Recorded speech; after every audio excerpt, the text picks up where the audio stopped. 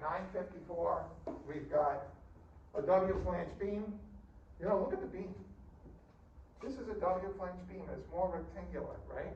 Top and bottom plates. That's an American standard beam. You see how it's curved and shaped? It's still separating its area from its centroidal axis, which is giving it stiffness. But back in the day, those were commonly, right, used. Nowadays, American standard beams, they would maybe use those for like a rehabilitation project, right, where they're tying into existing beams with the same dimensional values associated with it. You know, steel, they didn't have the equipment they had back then, and these flanges and that were really designed for people manually working with them too. Even though they're separating the area, you got to think about somebody handling these things with gloves. I mean, you'd easily cut right through them because it was more physical back then. I mean, they had some equipment, but not like they do nowadays. And then they started looking at it and they said, well, these shapes are providing a little bit more area, aren't they? Further away from the axes, and now you've got bigger pieces of equipment that can hold these up, and connections are a bit more modernized than that. So it just made sense. So nowadays, W flange beams are way more common than an American standard. But channels like this aren't uncommon, believe it or not, on structural members. Actually, something like this, a lot of times they'll put a steel channel inside those CMUs coming across here to tie into some reinforcement that's running in the holes of these concrete masonry units to provide structural support above here for all the loads that it has to down here and here, right? In my construction estimating, I teach, they have to, if you're gonna estimate something, you better understand how it's built, right? So we go through all of those details on how to construct a masonry wall. And it looks simple, there is a lot involved with those masonry walls. It's not just stack up a bunch of blocks, right? It's not that. These blocks have holes in them, and a certain number of holes, you have spacings where you have vertical reinforcement. Because these are great compression, but not so good like this unless I have reinforcement in there, right? So the steel that you put inside of there are creating steel columns and steel beams that are providing the tensile strength necessary to stop these from sagging, to stop a deflection like this from failing the wall, right? And they go horizontally and they go vertically, but they need a lot less steel. So concrete masonry unit walls, so that's why you see a lot of big box stores, they have them. They're great for their insulative qualities, right? Think about a building and its lifespan. What's the biggest cost you're gonna have, other than taxes and stuff? The building of it? The building itself, heating and cooling of the building. It's thermal costs. These are great. They don't transfer heat that well, do they? Which is good. We want that. We want to keep in the heat or keep in the cold. That makes sense, right? They also have good sound qualities to them, right? They don't transmit sound very well through a concrete wall as opposed to a wood or residential. It's not even close, right?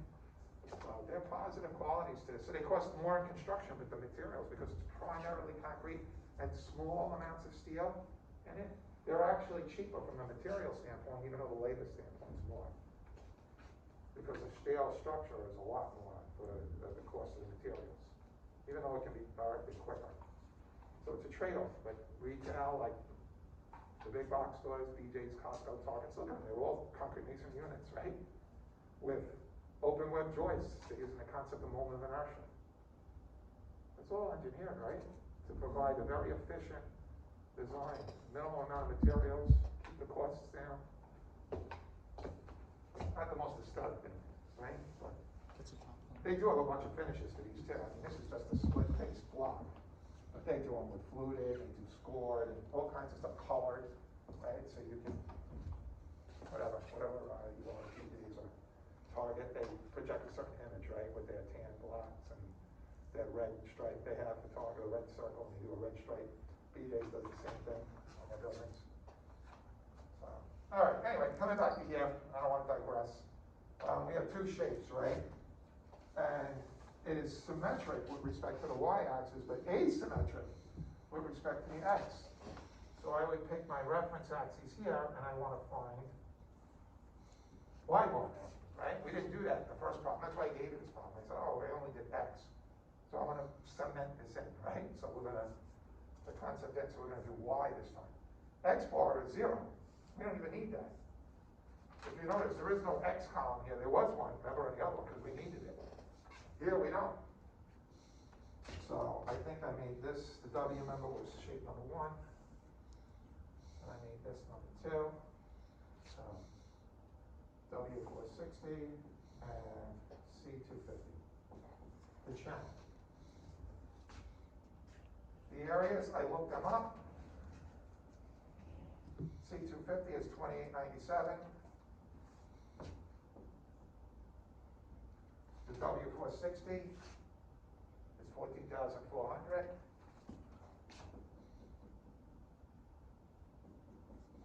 Total area is what, 17,297.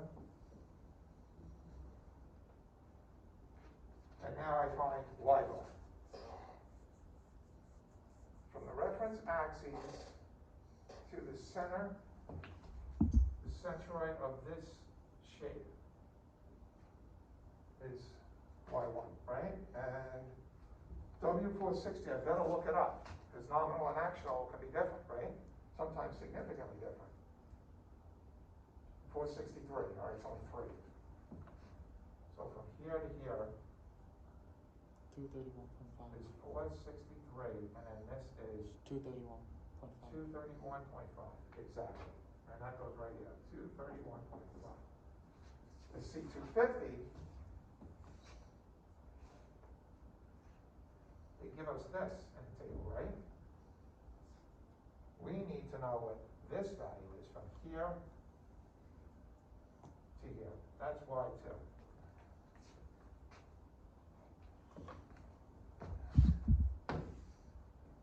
We need this depth, we need the width, and then we subtract that from the width, and that gives us that distance right here. Right, Y2. So I'm going to look up X bar and look up the width on the channel, C250. The width of the channel is 65 from here to here, and the X bar, because the thing is turned sideways, is Y bar should be 0, which it is, right? It's not. It's the axis of symmetry. That is that distance, which is 16.10. Okay, 65 and 16.10. So I go back, and this is 65, and this is 16.10. So the difference. It's 494. Right. Yes, is 65 minus 16.10. What was this again? 32. Oh, 65. 48.9? Yeah.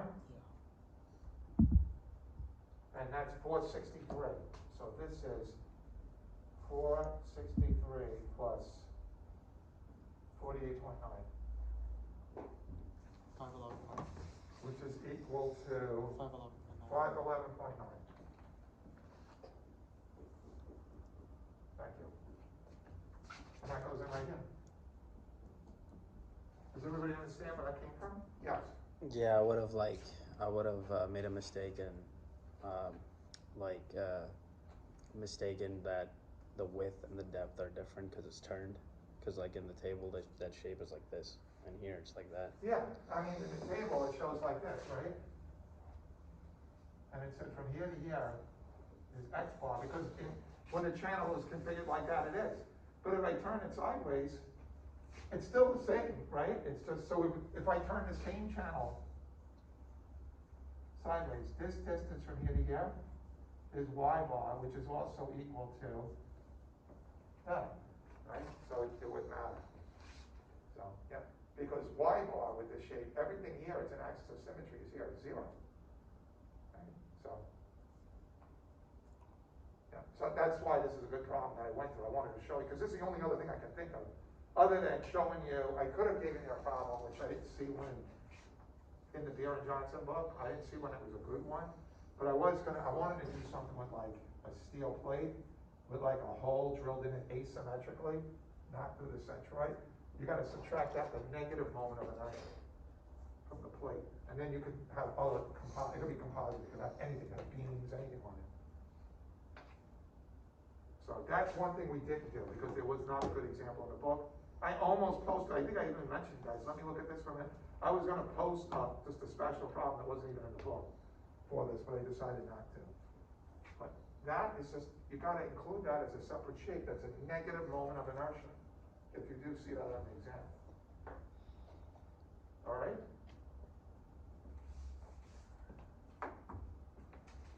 Okay, so AY winds up being equal to 3,333,600, and this winds up being a big number.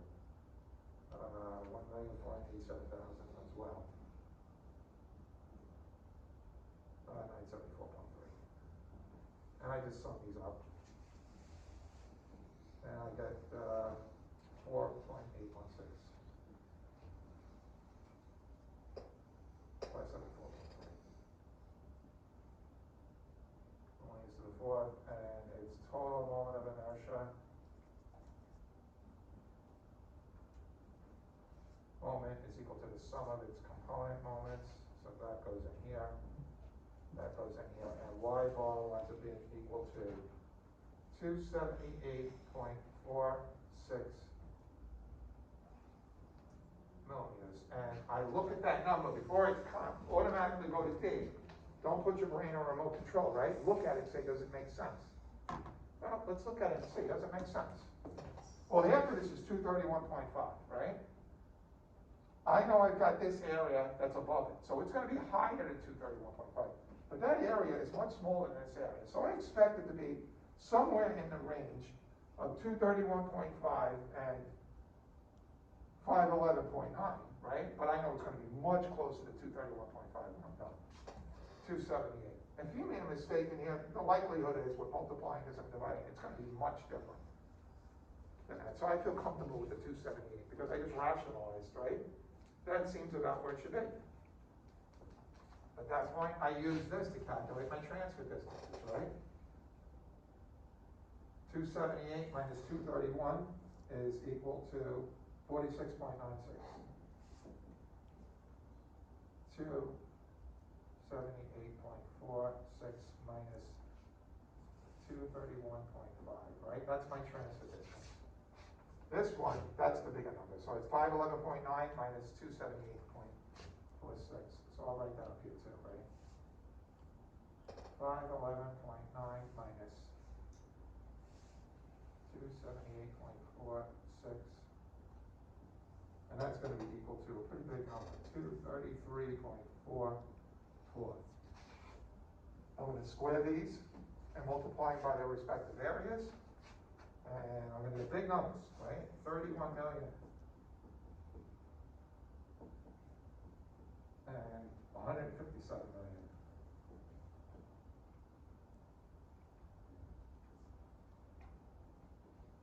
And I sum these up. And you're going to get 189 million.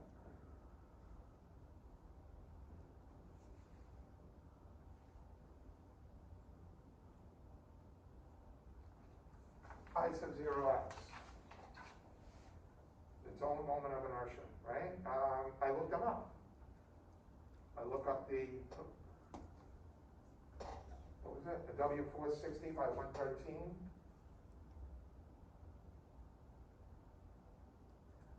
It's buried over here. 554 times 10 to the 6th. I sub x. See it? 460. So 554 times 10 to the 6th. And the channel's turned sideways, right?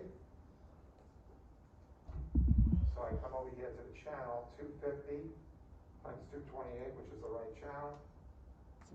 16.1. Here it is, 0.949 times 10 to the 6 millimeters to the 4th, 0.949.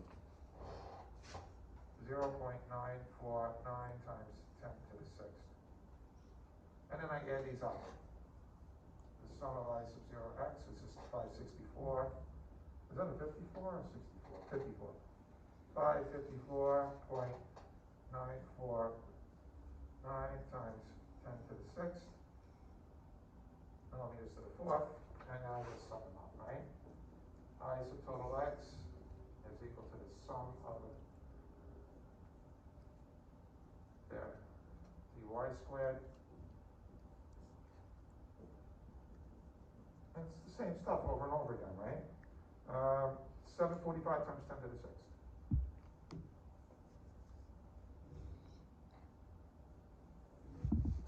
There's a good chance on the test I may give you one with US customary and US customary table. The numbers are a little bit more reasonable because when the numbers get bigger like this, you tend to see more errors in there. I'm not looking at, it's not, right, it's not really, it's a math. You're applying math to it, but this isn't a math class, right? I want to make sure they understand the concept. This is what's important. And this is what's important, right? This column means nothing. That column means nothing because if this isn't right, that's not going to be right. Y means something, dy means something, and I select 0. And whether or not we have, what we have to do to get these. So for instance, now that we found it for x, so we do it for y, that's the axis of symmetry, right? 0. It's 0. So that makes life really easy. 0, 0, 0, 0, right? Life is easy. That's not 0, right? Also, be careful. It doesn't always have to be 0. Like if you have an axis of symmetry, like on the last one, remember we had a beam, and then we had a plate here, and we had another plate up here that was the same? Even though the axis of symmetry looked like this and this, and the D's were all 0 with respect to the Y's, with respect to the X, this still had a D, if you remember. Even though there was an axis of symmetry.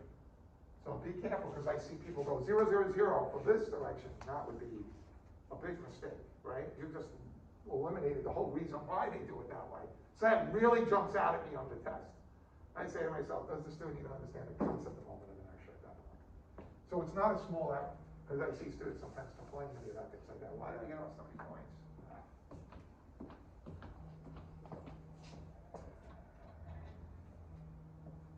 I got it, I'll take it later.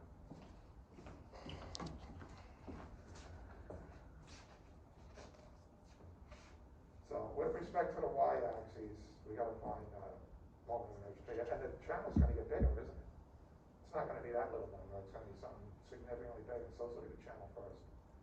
C250. 28.1 is opposed to 0.949. I mean, it's literally like 30 times it, right? 28.1 times 10 to the 6th.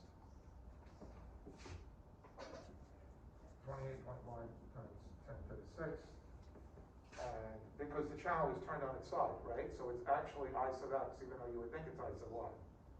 But according to the table, right, it's rotated. That's why we have to flop them. That's why that's 0.949. Okay. But you can see it physically, and that's what you always got to look at so you don't make those mistakes. With respect to the y, that's its strength. 63.3.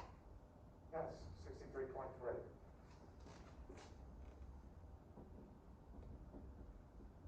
And I just sum these up, right? And it's like 91.4 times 10 to the 6th. Means to the 4th, and the sum of a dy squared, x squared is equal to 0, right? I sub total y is equal to the sum of their own internal moment of inertia plus the sum of a dx squared. 0 plus that, right? So obviously I sub total y is 91.4 times 10 to the 6 millimeters to the 4th. And then I look at my answer and I say, does that make sense? Well, I know with respect to the y-axis, there's not a lot of area away from it, as opposed to the x. So I'm expecting to be a lot weaker with respect to the y. 91.4 as opposed to say it's like 7 times, no, 8 times weaker, right? That makes sense. So I feel pretty comfortable with that. What do you think? Does that make sense to everybody? Yeah. So